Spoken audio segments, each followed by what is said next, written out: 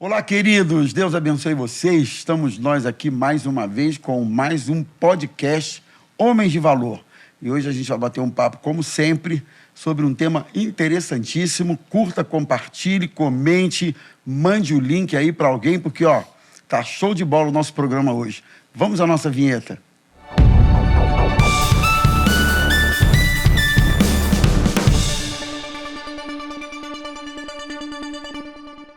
E hoje nós vamos falar sobre resistência, resiliência, perseverança em momentos difíceis da vida.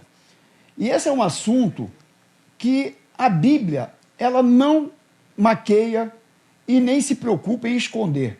Pelo contrário, é uma verdade da humanidade, é uma verdade de todos nós. E hoje, nessa mesa, estamos aqui com gente finíssima, só pastor abençoado, pastor Davi Pereira, pastor Ayrton e o nosso querido líder aqui, pastor Rômulo Augusto. Então, vamos juntos nessa e eu tenho certeza absoluta que teremos um podcast abençoado. Amém. Legal. Bem, esse assunto é um assunto que eu acho que a gente precisa prestar atenção nisso aí, porque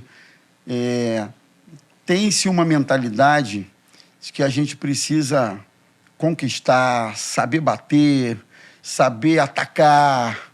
Um time não só ataca, não é? Numa competição, há uma diferença, eu costumo dizer, que é uma competição de tiro curto, 100 metros rasos, que se caracteriza pela capacidade de explosão física do indivíduo. Ele tem que fazer 100 metros no menor tempo possível. É uma competição de explosão, de força, de rapidez. Mas tem a outra competição que é a maratona. A maratona não é explosão, não necessariamente rapidez. Maratona é resistência. Para você chegar ao final de uma maratona, são 42 quilômetros? 42. São 42 quilômetros, você tem que ter resistência.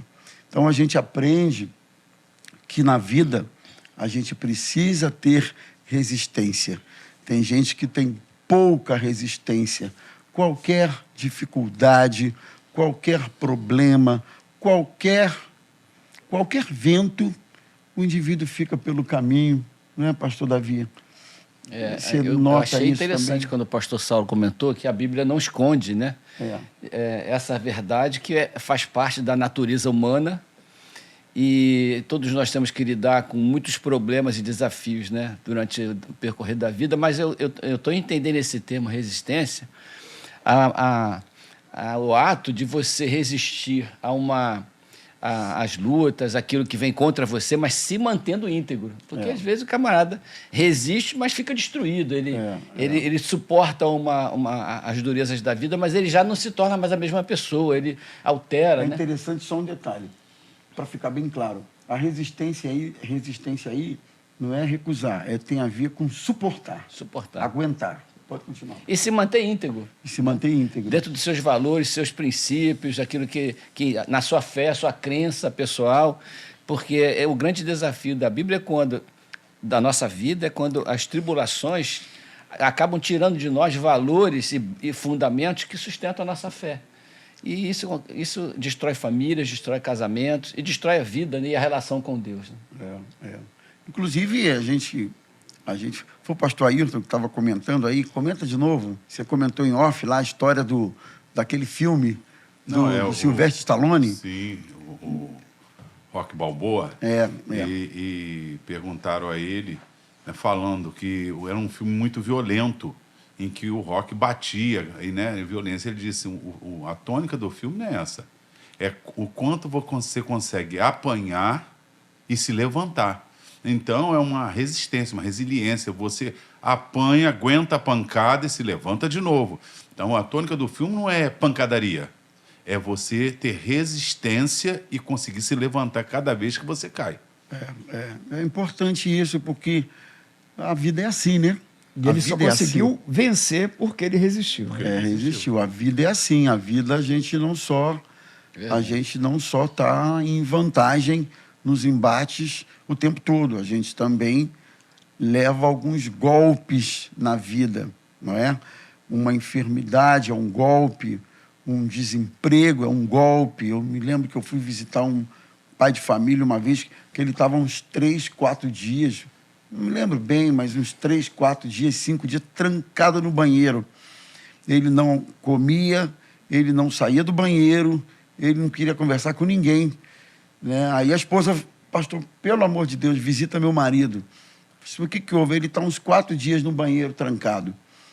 Como? Está lá 4 dias no banheiro, não sai lá de dentro, não dorme, não vai para o quarto. Eu fui lá visitar o homem. Sabe o que foi? Ele tinha perdido o emprego.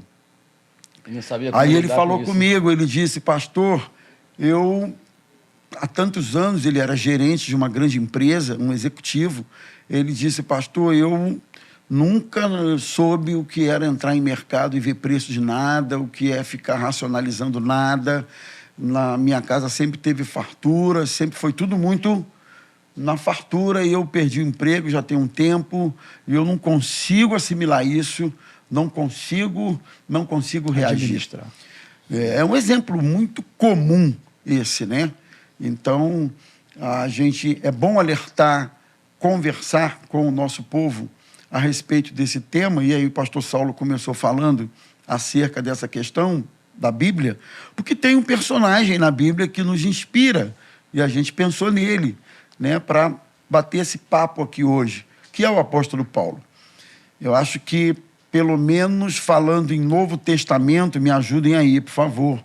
Se não toda a Bíblia, mas pelo menos Novo Testamento, a gente não tem uma figura do perfil de Paulo que suportou tantas coisas e tantas coisas e tantas coisas por causa do Evangelho. É interessante a gente lembrar que Paulo viveu tudo o que viveu, as circunstâncias adversas, foi por causa do Evangelho, né? Lá na sua conversão, o Senhor já havia falado para Ananias, avisa ele que o quanto importa sofrer pelo meu nome. Então, Paulo, a partir da sua conversão e da proclamação do Evangelho, que logo ele pregava na sinagoga, etc., Paulo começou logo, não muito tempo depois, a ser perseguido. Então, esse é o nosso personagem que vai inspirar o nosso papo. Alguns segredos, eu acho que a gente aprende com o apóstolo Paulo, que demonstram para a gente que é possível a gente suportar. E aí tem aquela passagem que nós comentamos, 2 Coríntios, né? Me ajuda aí, pastor Ayrton. 2 Coríntios, 11. capítulo 11, a partir do verso 23, e Paulo vem descrevendo tantas circunstâncias, perseguição de irmãos, tempestades, terremotos, chicotadas, frio. Ele descreve uma série de situações. Naufrágio. Essa história do apóstolo Paulo é muito significativa, né? Porque era totalmente contra essa visão romantizada que se prega hoje em muitos lugares do evangelho em que você é blindado de todo sofrimento, né? De toda a dificuldade da vida, você é blindado. E quando, na verdade, o sofrimento da vida, que vem sobre todos, né? Tantas coisas, o sol e a chuva, ele serve também para criar casca, né? Para nos preparar para as dificuldades, nos amadurecer para a vida. Eu conheço muitas pessoas que amadureceram profundamente com o sofrimento e se tornaram pessoas inspiradoras e também em condição de consolar outros, como a Bíblia também fala, né? Com o consolo que você recebeu, você consola outros. Então, tem gente que consegue passar pelo sofrimento e cria essa resistência. Já tem pessoas que sucumbem, né? Entregam os pontos, se transformam, modificam. Isso é muito preocupante, porque se eu citou um exemplo aí, mas é muito comum também, posso citar vários exemplos de pessoas que perderam a sua identidade. O cara já não sabe mais quem é, ele já tem vergonha dele mesmo, tem vergonha da família, ele começa a se sentir outra pessoa, aquela dificuldade constante, martelando, ele começa a se desintegrar como ser humano, como pessoa.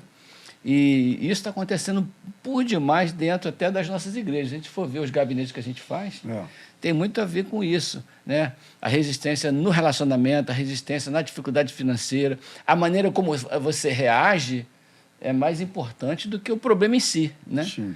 Você tem que reagir de maneira a que os valores que você tem do Evangelho também te ajudem a passar por aquilo, né?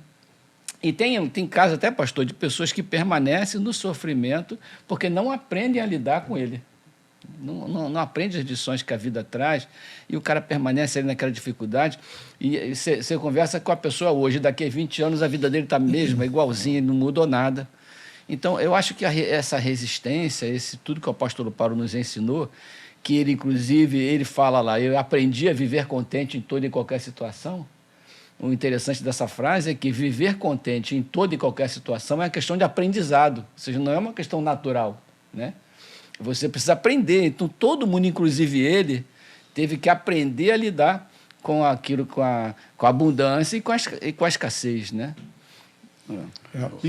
Inclusive, o pastor Saulo vai comentar já, que o apóstolo Paulo, ele teve assim um momento tão agudo, tão intenso, tão forte, tão quase insuportável nas suas lutas, que ele diz assim: irmãos, não queremos que vocês desconheçam as tribulações que sofremos na província da Ásia, as quais foram muito além da nossa capacidade de suportar, a ponto de perdermos a esperança da própria vida.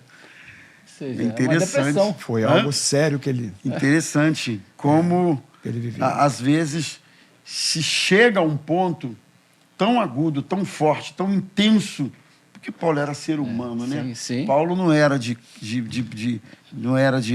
nervo de aço. Paulo não é. Paulo era de carne e osso. Ele é resistente, mas era humano, né? Ele era humano. Então, uma coisa que você comentou, eu queria que o pastor Saulo também comentasse um pouquinho, é que pior do que o indivíduo se perder dele mesmo e sucumbir a esses problemas é o fato dele se perder em relação a Deus, né?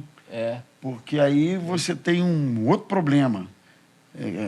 Você tem o problema da luta, da dificuldade que você está enfrentando, e você tem o problema do questionamento acerca desse Deus. Esse Deus é fiel, não é fiel? Esse Deus tem promessa, não tem promessa? Esse Deus está cuidando de mim, não está cuidando de mim? Afinal de contas. E aí você tem um segundo dilema forte em relação a isso. Não é isso, reverendo? Fala um pouquinho aí também. Então, eu acho que isso é fundamental para aquilo que Paulo deixou como exemplo para nós em meio às dificuldades e sofrimentos da vida. Ele sabia quem era o seu Deus. Sim. Porque quando você realmente tem uma conversão genuína, quando você sabe quem é o seu Deus, e você conhece o caráter de Deus, você sabe que Deus é bom, né? Apesar de... Paulo, nesse mesmo texto aí, que ele diz que quase que ele desesperançou da vida, que perdeu a esperança de vida, nesse mesmo texto ele diz assim: mas isso foi para que eu soubesse, estou palavraseando aqui, para que eu soubesse quem era o meu Deus, que é o Deus que ressuscita mortos. Então ele disse, é para mostrar que eu, como homem, muitas vezes não tenho capacidade para realmente administrar, para resolver algumas questões, para enfrentar algumas lutas que são terríveis, mas em Deus, com Deus, eu tenho essa capacidade. Foi Ele que me deu essa condição para me enfrentar aquele momento em que eu vivi. Então, Paulo, em vários momentos, por exemplo, vocês lembram do naufrágio, lá em Atos capítulo 27, quando ele entra naquele navio para ir para Roma, né, porque o próprio Senhor apareceu do lado dele e diz para ele: da mesma forma que tu deste testemunho a meu respeito em Jerusalém, importa-vos que façais o mesmo em Roma. Então, era Deus que estava mandando ele para Roma. E ele entra no navio, o navio naufraga. Então, a cabeça, né, de um homem, né, de uma pessoa, como que eu estou indo na direção de Deus, mas mesmo assim estou enfrentando um naufrágio. Estou enfrentando uma adversidade. Porque às vezes essas crises entram, né? Sim. tentam entrar no nosso coração. Poxa, eu sou um servo do Senhor, eu estou fazendo a vontade de Deus, eu estou obedecendo a palavra, eu vou aos cultos, eu sou dizimista, eu sou aquilo. E, de repente, eu estou enfrentando isso, uma enfermidade, né? Eu estou enfrentando um desemprego, sabe? Meu filho nas drogas. Então, muitas vezes, essas questões rondam o nosso coração, a nossa mente. Mas quando a gente sabe quem é o nosso Deus, isso tudo faz toda a diferença. Porque quando Paulo entra naquele navio, os prisioneiros que estavam com ele, se eu não me engano, 276 estavam naquele navio, e muitos queriam pegar a boia, se jogar ao mar, se lançar ao mar, desesperadamente, para tentar fugir daquela situação. Mas Paulo chama todos e falou assim: olha, se vocês se lançarem ao mar, nenhum de vocês vão sobreviver. Nós estamos enfrentando essa tempestade aqui, já perdemos a armação do navio, já perdemos carga preciosa, mas sabe de uma coisa? O Deus a quem eu sirvo, ele me apareceu. Olha só o que ele diz: o Deus a quem eu sirvo. Isso é conhecer Deus. Conhecer Deus. Isso é saber quem é o seu Deus. O Deus a quem eu sirvo me apareceu e falou comigo que nenhum de nós iremos perecer. Então, esse conhecimento de Deus, essa compreensão de quem é o seu Deus, isso faz toda a diferença. Por isso que o próprio Paulo, só para fechar esse raciocínio, lá em Romanos capítulo 5, ele fala, justificados, pois, mediante a fé, né? E ele fala sobre a tribulação. Temos paz com Deus. Temos paz com Deus. Que a tribulação produz paciência. Aí ele fala assim, produz perseverança, e a perseverança produz experiência, esperança. Então, quando a pessoa é justificada, justificada nos leva a entender que quem foi justificado é aquele que houve uma conversão. Você se tornou justo, então você se converteu ao Senhor. Então, quando você se converte de verdade, e você tem Deus de verdade conduzindo a tua vida, em meio à tribulação, em meio à dificuldade, isso produz na tua vida perseverança, resiliência, resistência. Porque a perseverança é a forma mais transparente de mostrar que você crê naquilo que prega. Porque quando você persevera, quando você resiste, você está dizendo para o mundo espiritual, você está testemunhando para as pessoas que realmente você crê no Deus que você serve. Então, a perseverança, a resiliência, ela traz isso. É um testemunho. É um testemunho. Que você, apesar da dificuldade, você permanece. Está firme. Está firme. As pessoas estão assim, agora ele cai, agora ele para de ir para a igreja, agora ele para de ler a Bíblia, agora ele para de orar, igual agora ele né? murmura, agora ele desiste. Aí você bota a tua Bíblia debaixo do braço, casa do Senhor. Continua fazendo a obra, continua pregando o evangelho, continua testemunhando. E aí isso... Continua orando pelos outros. Continua orando pelos outros. Está enfermo, mas está orando pelos outros. Então, isso é entendimento, compreensão do Deus que você serve.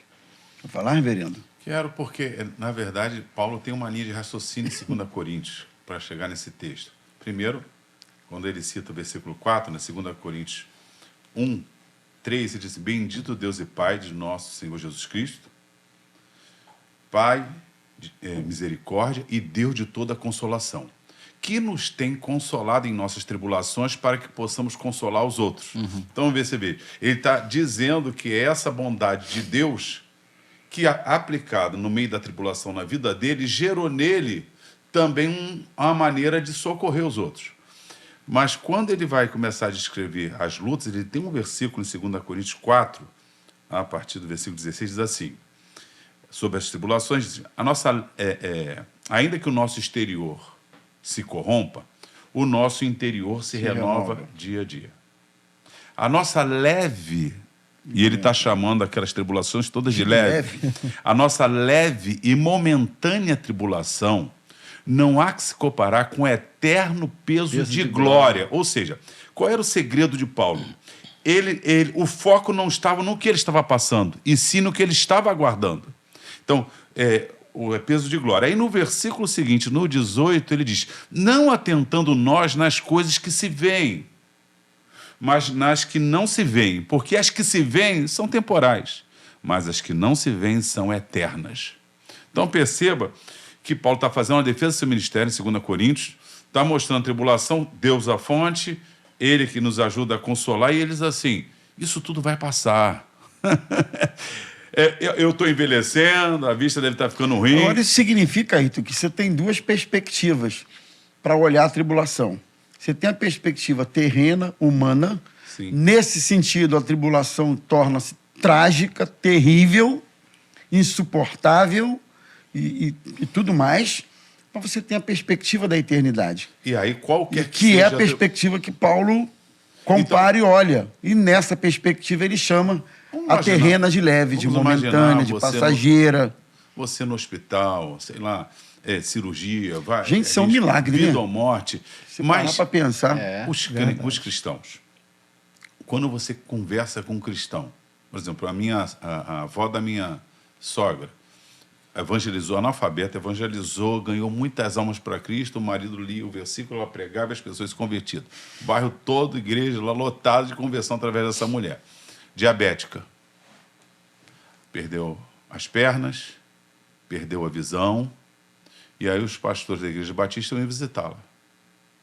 E depois eles comentavam que eles achavam que ia ser um quadro drástico visitá-la naquela situação, e chegava lá, saíam fortalecidos pela fé, a alegria de uma crente que perdeu as pernas, perdeu a visão e transbordando de alegria. A minha sogra, a dona Osair, eu acho que eu não conheci na minha vida, pastores, uma mulher mais piedosa, crente, do que aquela mulher, a dona Osair.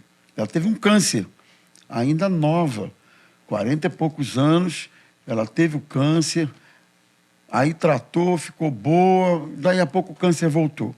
E aos 49 ela faleceu.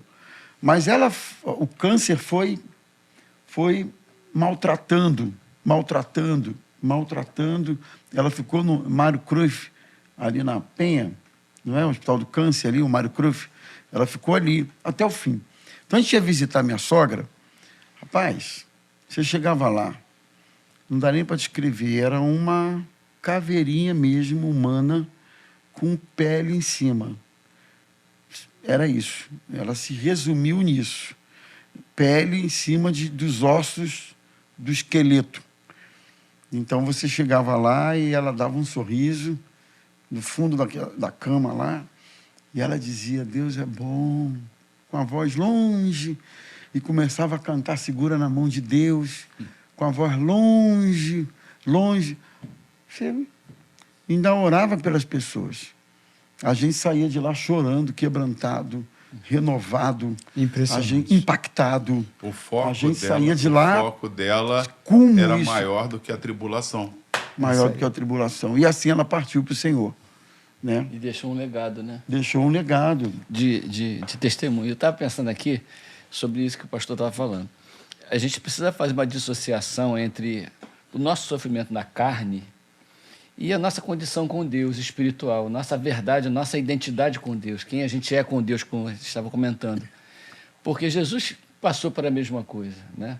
Lá em Marcos, quando ele foi batizado por João Batista, ele foi afirmado por Deus. Né? Este é o meu filho amado, em quem eu tenho prazer. Então, quando Deus afirmou isso, Deus sabia que o homem Jesus precisaria dessa afirmação para sustentar a sua vida, a sua fé.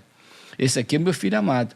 E do mesmo jeito que Deus falou para Jesus, este é o meu filho amado, eu acho que ele fala a mesma coisa para todos os adotados que ele tem. Né? Todos nós somos filhos de Deus também. Deus também fala para nós: você, meu filho amado, em quem eu tenho prazer. Só que no capítulo 4, logo a seguir, ele foi levado para o deserto para ser tentado. E a coisa que o diabo mais tentou fazer no deserto é colocar em dúvida esta afirmação do capítulo 3. Se tu és filho de Deus, se tu és filho de Deus, transforma essa pedra em pão. Ou seja, se você é filho de Deus, resolve o seu problema da carne, resolve a sua dor aqui agora.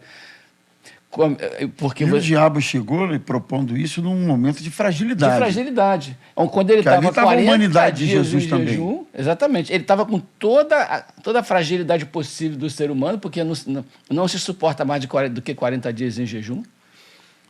Na igreja do reverendo Paul Yong-Shu tem até uma regra lá, a partir de 40 dias de jejum, aí já tem ambulância, oxigênio, soro, tem tudo lá. Você não pode fazer mais isso porque os seus órgãos começam a se desintegrar, a parar de funcionar. Então você tem que se alimentar. Nesse momento o cara chega, tem certeza que você é filho de Deus? Né? Se você é filho de Deus, então resolve o seu problema da carne. Esquece as bênçãos espirituais, esquece a sua identidade com Deus, transforma essa pedra em pão. Aí ele estaria obedecendo uma ordem do diabo, resolvendo o problema da carne dele, mas se distanciando da vontade de Deus. Então, esse conhecimento é muito importante para a gente viver. O que é tribulação que eu tenho que passar? É da minha carne, não tem a ver com vontade de Deus, é permissão. Né? Nós estamos aqui para passar por todas as coisas e aprender com elas. E o que a gente precisa fazer para permanecer nesse sentido aí, agarrado ali com a nossa identidade? Somos todos filhos de Deus, né? E somos todos preparados para isso. Mas é muito importante essa relação que o senhor estava comentando entre a necessidade do nosso corpo, as dificuldades da nossa carne, a dor da nossa alma, né? Com as bênçãos que o apóstolo Paulo cita, que estava esperando em Deus. Ou seja, o que preocupava ele era as promessas de Deus, não era a leve e momentânea tribulação. Por isso a importância, né, pastor Rômulo? Por isso a importância do que o pastor Davi Pereira falou, de você não só saber quem é o seu Deus, mas saber quem é você em Deus. Né? Por isso que o apóstolo Paulo, ele, aqui em Romanos 8, né, versículo 35, 37, 36, 37, 38, quem nos separará do amor de Cristo? Será tribulação? Ou angústia, perseguição, fome, nudez, perigo, espada? Em todas essas coisas, porém, somos mais que vencedores por meio daquele que nos amou. Então, por isso que é o próprio Deus, né? Tu és o meu filho amado, em quem eu tenho prazer, em quem eu me comprazo, né? Dando essa afirmação para o seu filho. Então, como você falou, ele estende isso para os seus filhos, né? Para os irmãos de Jesus, e essa confirmação que ele nos ama.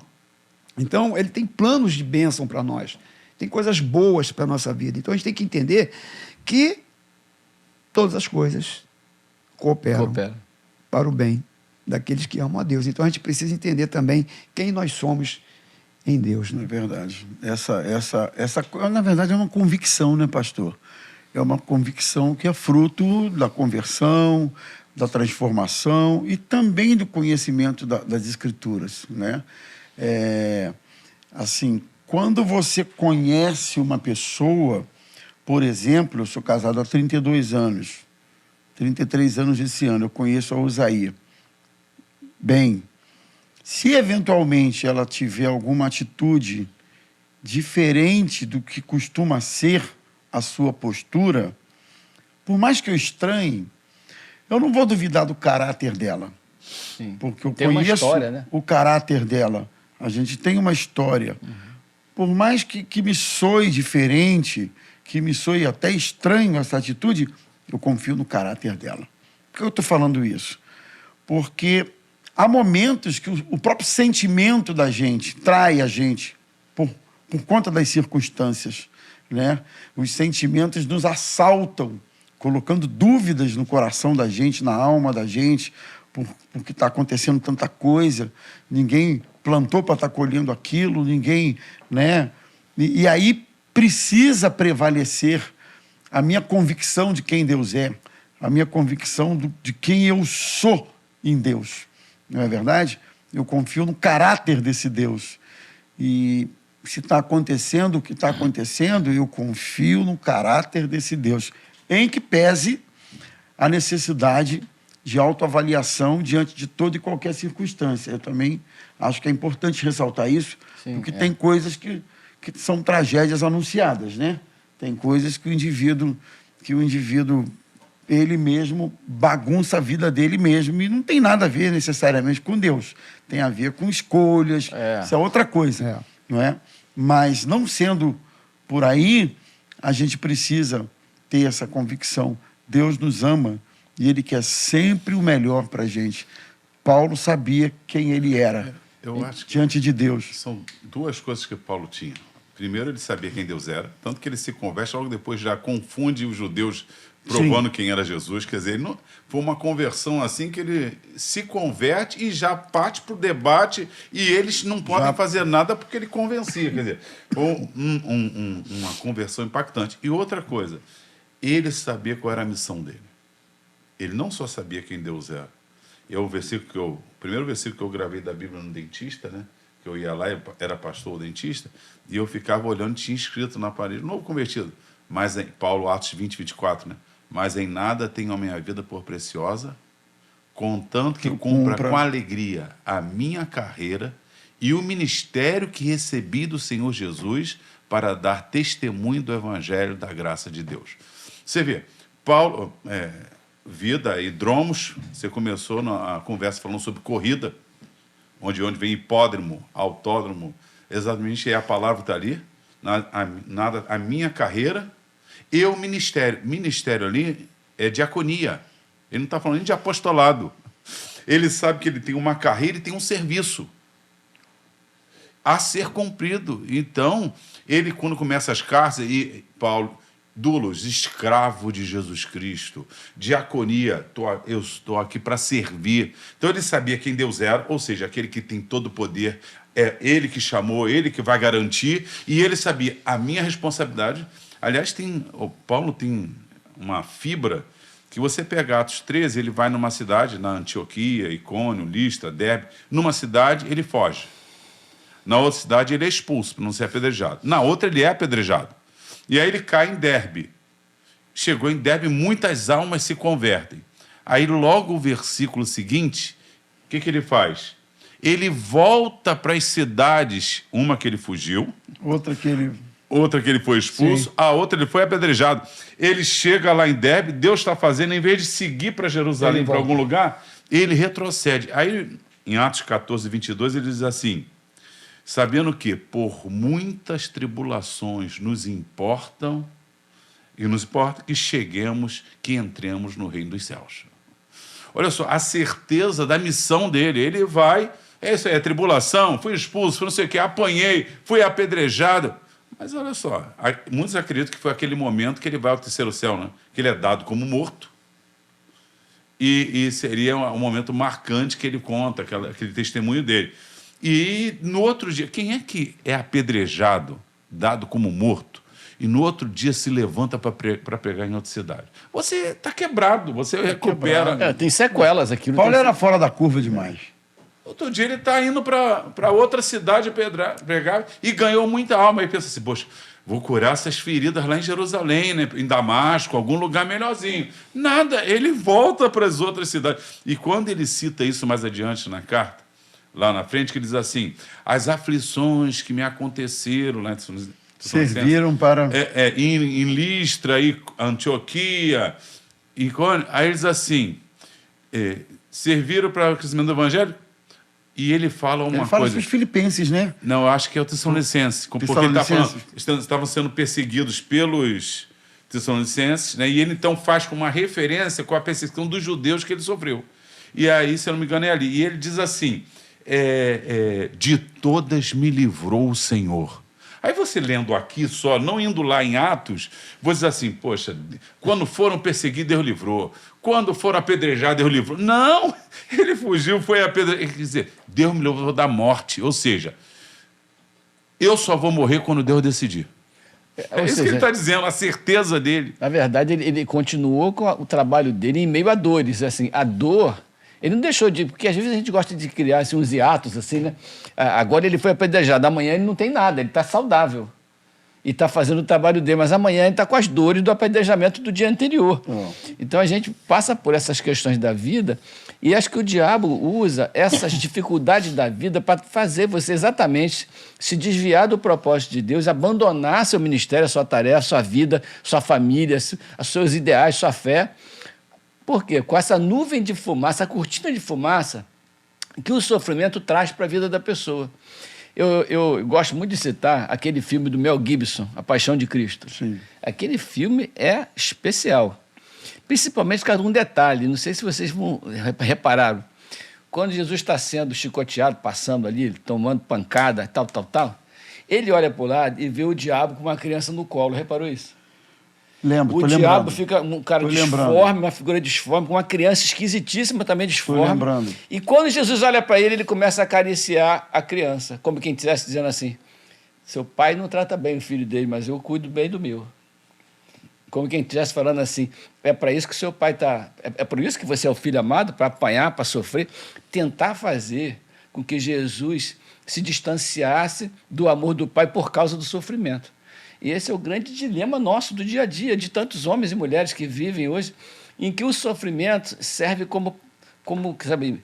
Bloqueio. Para a missão e para o chamado que ele tem. O chamado que ele está vivendo. Paulo, o navio naufraga, ele chega na ilha de Malta, e aí o Públio, o responsável da ilha, fica doente. O cara, uma víbora, tinha acabado de picá-lo, e o pessoal esperando que ele morresse, inchasse. Não, primeiro disseram que ele era amaldiçoado, né? Amaldiçoado. Aí agora uma víbora morde a sua mão, pica a sua mão. A víbora e aí morreu. O pessoal esperando ele inchar. Todo mundo esperando ele morrer. Aí o cara não morre. Pô, cara, esse cara aí é um Deus. Isso aí é um Deus. Aí, o cara tá doente, com febre, ele podia fazer o seguinte, sabe uma coisa? Cara, Deus falou para mim vir para Roma, para me pregar o evangelho, me bota num navio, o navio naufraga, eu chego nessa ilha, uma víbora me pica. Cara, acho que eu entendi errado. eu acho que eu entendi inferno, errado. todo mundo. Não quer saber de nada. O camarada fica enfermo. Sabe o que ele faz? Vai orar pelo homem. Vai fazer a obra. Foi lá, na casa do cara, orou. O cara ficou curado, fez uma fila na ilha. Agora tinha centenas de pessoas para ele orar. Ele continuou trabalhando e fazendo aquilo que Deus chamou para fazer. Apesar das circunstâncias. Paulo não só sabia quem Deus era, quem Jesus era, mas ele sabia da sua missão. É isso aí. Então, isso está envolvido na resistência. Está dando também, tudo certo, Deus está comigo. Deus é poderoso, está comigo. Está dando tudo errado, onde é que está Deus? Não, Paulo não tem isso. Agora, Ayrton, comenta um ele está pouquinho. comigo, é a missão. Comenta um pouquinho, para não perder o fio da meada, qualquer um de vocês, essa coisa do senso de missão, de propósito, que é fundamental para a gente ter resistência. Sim. Né? Claro, Paulo era Paulo, mas se a gente trazer isso um pouco mais para a esfera comum nossa do dia a dia, eu acho que toda pessoa precisa ter esse senso de missão, né? Se Deus colocou você em determinado lugar, em determinada empresa, contexto, circunstância... Família. Família. Às vezes, a dinâmica da vida ofusca a nossa percepção da missão e do propósito. Você se perde com isso por causa da dinâmica da vida. A gente não pode deixar isso acontecer.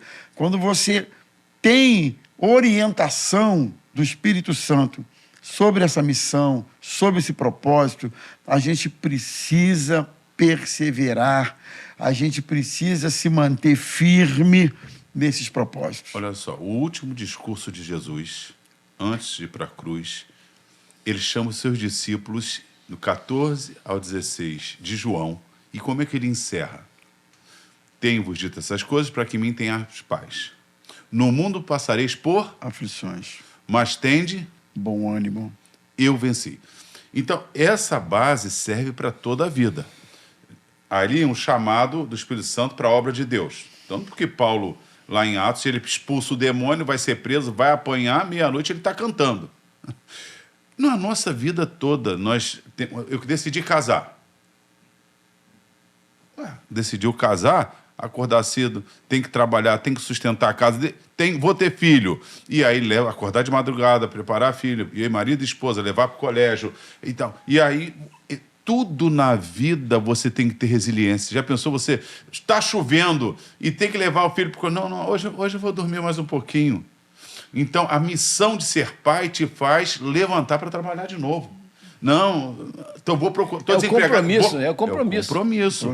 Então, nós estamos aplicando no apóstolo Paulo né? Ele, como a missão de pregar o evangelho, o apóstolo chamado para ir aos gentios, de perante reis, e o Espírito Santo de cidade em cidade, ó, vai ser tribulação, e vai apanhar. E ele diz, tá tranquilo. Mas na nossa vida como um todo, a gente tem que entender isso. Por que os casamentos hoje, eles terminam rápido? Eu era criança, eu queria ter 18 anos para ter minha independência, pensava em construir minha casa, casar e ter meus filhos. Se você conversar os jovens normalmente hoje cada vez mais está se protelando. Eu vou ter filho quando tiver 40 para eu curtir o máximo possível, porque o casamento virou você curtir. Na nossa época, cristão ou não, você queria constituir família. Você pensava, vou ter a sua casa, né, e criar seus filhos. Hoje você não quer ter trabalho. Você não quer ter trabalho. Né? Então, a mulher, ela queria ser mãe, queria, né, ver seu filho crescer, sua filha crescer. Hoje em dia, não vou ter filho, porque o meu corpo, eu vou amamentar, vai acontecer. Porque o senso, a missão, a responsabilidade de constituir família está desintegrando. Então, não é mais uma missão. Tanto que uma desembargadora, às vezes falando, eu trabalhei em várias famílias há muito tempo, ela diz o seguinte: vocês podem reparar que a seção família saiu da parte mais próxima dos direitos, né, fundamentais e está indo mais para os direitos patrimoniais. Uau! Quer dizer, não é assim que está sendo?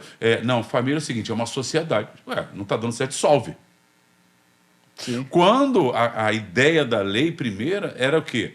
A família como célula máter, né, principal da sociedade, família forte, família com princípios, família com caráter, gera pessoas, né, que trabalham, que são honestas, que são do bem. Então, você tem que proteger essa família.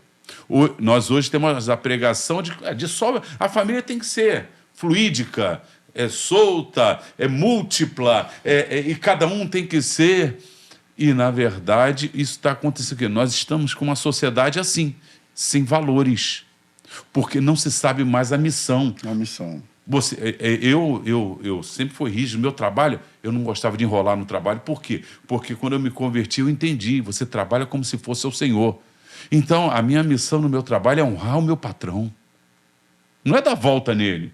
Então, eu honro o meu patrão, eu cumpro o meu horário. E eu deixei uma vez uma oportunidade de pregar para uma pessoa, porque eu tinha aquele senso, não, eu sou pago para trabalhar, não é para parar no trabalho e ficar pregando o evangelho. Porque esse senso é o bíblico, né? Só que, às vezes, uma alma que vai se matar, você não pode perder, por mais que tenha esse senso. E foi o que aconteceu. Eu não vou contar agora, senão vai tomar tempo. Mas eu acho que é esse senso. Se nós tivermos senso de missão em toda a vida, no seu trabalho você vai ser diferente, na sua família você vai ser diferente, na igreja você vai ser diferente, porque tudo é responsabilidade.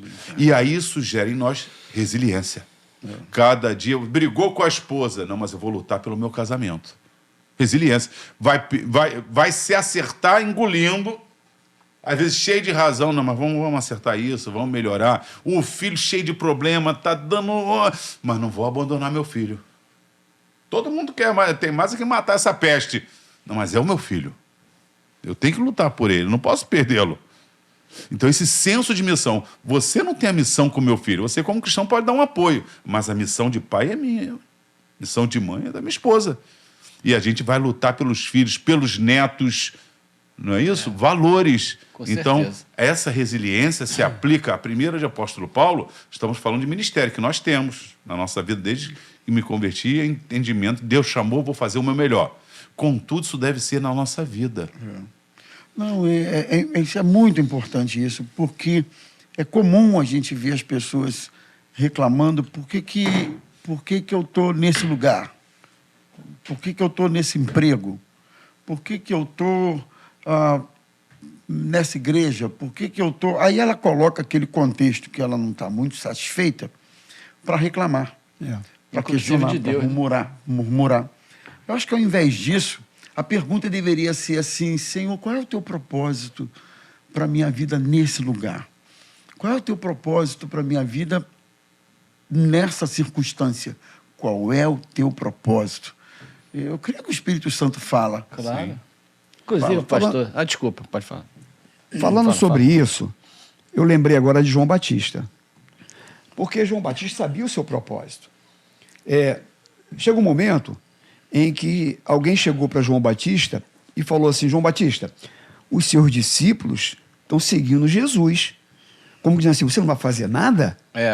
Aí João Batista olhou para o indivíduo que veio aqui lançar uma fofoca, e ele falou assim: olha, eu não sou o Cristo. Eu sou o precursor. Eu vim preparar o caminho. Como que dizendo, eu sei o meu lugar. Eu sei que o lugar aonde eu estou é aonde Deus quer que eu esteja. Então, quando a gente tem essa cabeça de saber que aonde a gente está é onde Deus quer que a gente esteja... A gente está dentro da missão. Está dentro da missão. E traz paz ao coração. Né? A gente tira o olhar do outro, porque às vezes, como o pastor Romo falou, né, a gente fica fazendo essas perguntas e olhando para o outro. Né? Por que o outro está lá e eu não estou? Né? Por que eu estou aqui nesse trabalho? Por que o ímpio progride? Por que eu estou aqui nessa família? Por que eu tenho o salário que eu tenho? Porque eu tenho que ter essa compreensão que eu estou no lugar que Deus quer que eu esteja. Né? Então, é isso. Eu acho interessante também essa dissociação. A gente tem uma coisa do nosso tempo, não sei. A gente acha que o galardão de Deus, o prêmio de Deus por a gente ser trabalhador, esforçado, crente, que a gente faz a obra, é o sucesso material. Como se essas coisas estivessem necessariamente atreladas. E a vida do apóstolo Paulo tem que ser arrancada da Bíblia nesse sentido, porque uma coisa que ele fala, que ele cumpriu a carreira, ele guardou a fé, todo o sucesso dele está sempre relacionado com a missão dele dada por Deus, e não com a vida dele em si. Com as conquistas terrenas. Com as conquistas terrenas. Nada disso. E às vezes a pessoa é infeliz porque entende que por causa da missão dele espiritual, do chamado que Deus tem para ele, ele tem que automaticamente também ser vitorioso na vida material, e às vezes isso não acontece. Agora, eu queria insistir um pouquinho na coisa da missão. Essa coisa está fluindo Bacana, legal. bacana. Eu queria insistir um pouquinho. Por quê? Porque quando você fala em missão, eu acho que a primeira ideia que a pessoa tem é de uma coisa muito grandiosa, de uma coisa muito holofotes, de um negócio muito impactante, muito importante. Enfim. Mas, às vezes, uma coisa simples é uma missão, tem a ver com propósito, sabe? E que é você que é para fazer, não é outra pessoa. Né? Eu me lembro que a minha esposa trabalhou muitos anos como educadora ambiental no Parque Nacional da Tijuca. Muitos anos. E ela trabalhava numa sala entre duas pessoas. Eram 3 mesas e ela trabalhava no meio. Essas 2 pessoas eram de outras religiões que não tinham nada a ver com o cristianismo, nada a ver com o que a gente crê, nada, absolutamente nada a ver. Então, ela trabalhou alguns anos ali.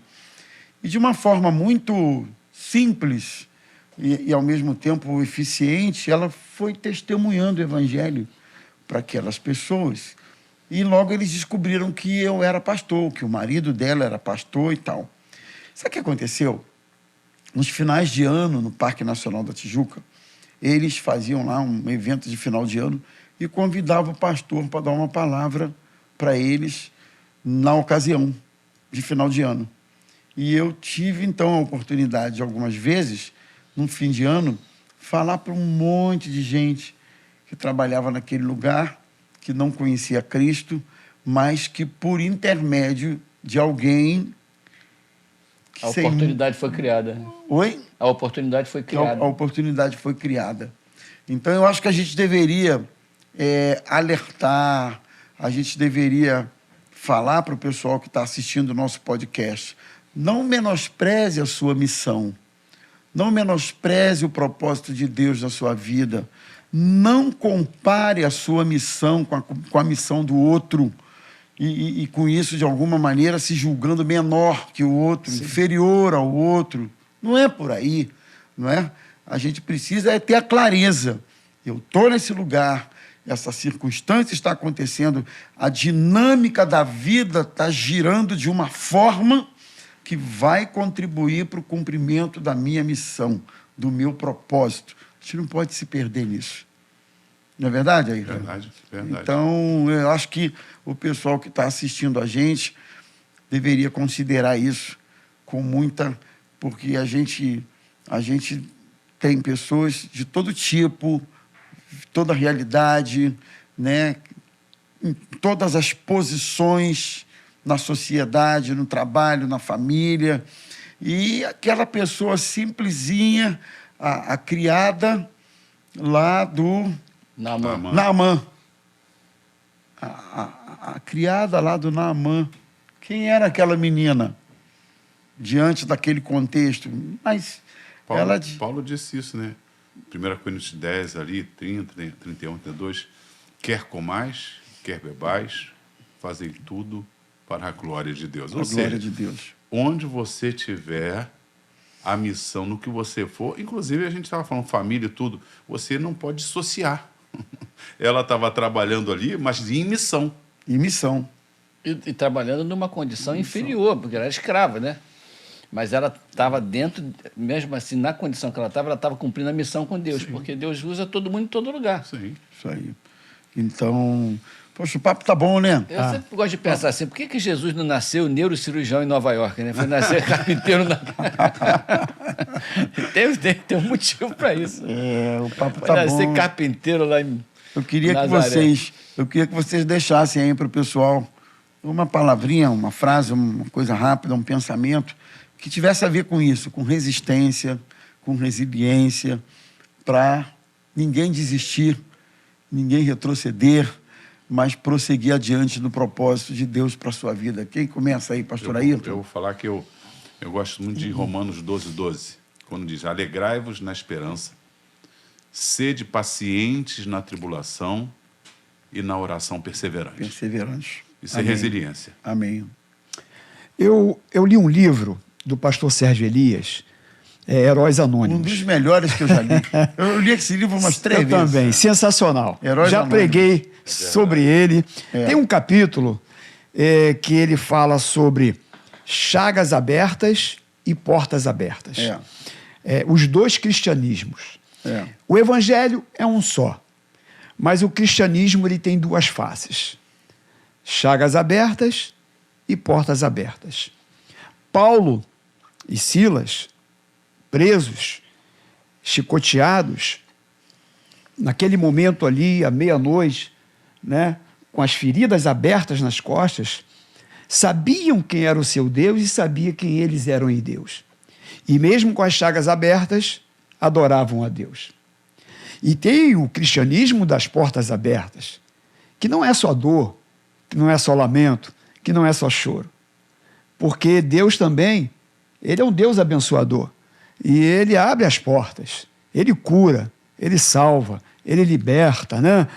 O nosso Deus é um Deus de milagres. Então as portas se abrem.